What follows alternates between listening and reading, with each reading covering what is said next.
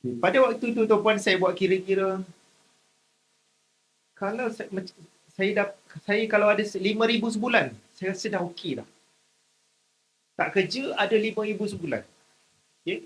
Saya kira-kira gaji saya 2,000 lebih lah. Okay, 2,000 lebih. Jadi kalau ada 5,000 tu dah besar dah bagi saya. Okay? 5,000 sebulan. Kalau 12 bulan, maksudnya saya kena ada passive income 60,000 setahun.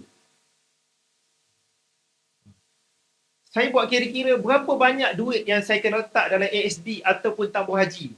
Yang mana pulangan setahun sekitar 5% setahun.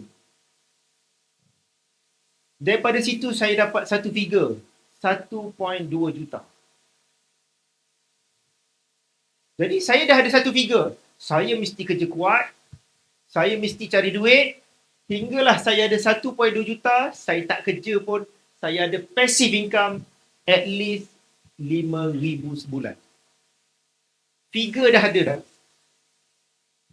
Tuan-puan, bila bila dah ada target 1.2 juta, waktu itulah saya letak satu cita-cita, saya mesti kerja kuat, saya mesti cari duit sampai saya tak perlu lagi cari duit.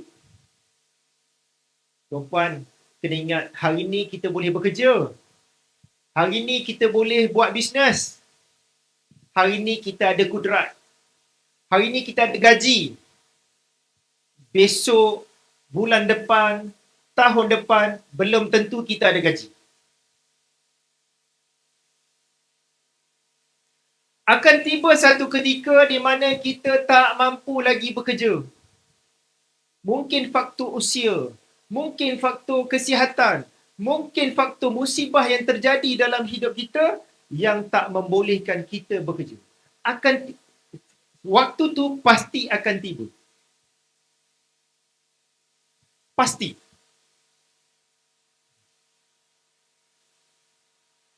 Ketika waktu tu tiba, macam mana keadaan hidup kita, ahli keluarga kita? Sebab tu tuan-puan, saya always bercakap, kekayaan bukan tentang berapa besar gaji. Kekayaan bukan tentang berapa besar gaji. Kekayaan tentang berapa lama kita boleh bertahan ketika tidak ada lagi gaji. Tuan-puan take note lagi. Kekayaan bukan tentang berapa besar gaji, tetapi berapa lama kita boleh bertahan ketika tidak ada lagi gaji.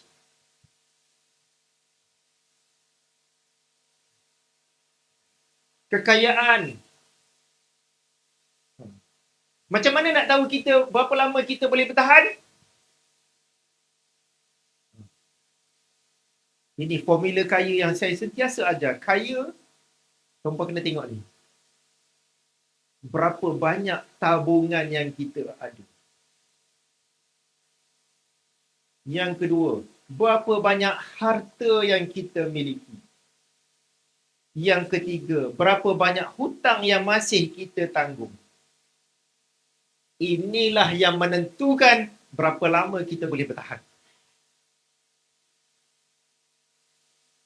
Kalau gaji kita besar, gaji 10,000 sebulan, belanja 10,000 sebulan. Anything happen, zero. Tak kaya. Kekayaan kita cuma sehari saja. Anything happen, kita zero. Sehari ataupun mungkin sebulan saja. Sebab apa? Tak ada tabungan. Harta tak ada. Hutang banyak lagi. Sebab tu saya selalu ingatkan, kaya lain, mewah lain. Tuan-puan, hari-hari kita keluar pergi kerja, pastikan kita pergi kerja tu untuk bina kekayaan. Bukan sekadar bayar hutang. Kaya lain, mewah lain. Kaya, dia kena tengok berapa banyak tabungan yang dia ada. Berapa banyak harta yang dimiliki. Berapa banyak hutang yang masih ditanggung. Itu nak tahu kaya atau tak kaya. Yang kita nampak, pakai kereta mewah, rumah besar, pakai barang-barang mewah, pergi travel ke luar negara, itu adalah kemewahan. Kekayaan ialah apa yang kita miliki. Kemewahan ialah apa yang kita belanjakan. Ada orang nampak mewah, dia berbelanjakan bukan dengan kekayaan dia miliki, tapi dia belanjakan dengan hutang. Dengan pendapatan yang dia belum dapat lagi. Ini hutang, kereta tarik sampai 9 tahun. Rumah 30 tahun. Anything happen, semua tu habis.